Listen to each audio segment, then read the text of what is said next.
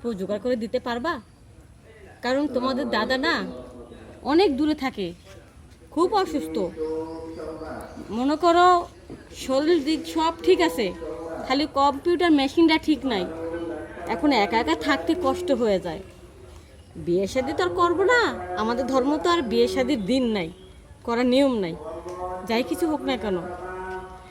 তাই বলছিলাম একটা ঠাকুরপো হলে আমার এই গাড়িটা চালা রাখতে পারলো, আর ওর একটা বন্ধুত্ব সম্পর্ক হলো, আমাদের জন্য খুব ভালো। টাকার পয়সা কোনো অভাব নাই, সেটা নিয়ে তোমাদের চিন্তা করতে হবে না। টাকা যা দেওয়া লাগে তোমাদের সংসারে খরচ সব কিছু দেবো, শুধু জাস্ট আমাকে মন মতো করে আদর করতে হবে। হ্যালো গাইস, আমার একা একা আর ভালো লাগতেছে না।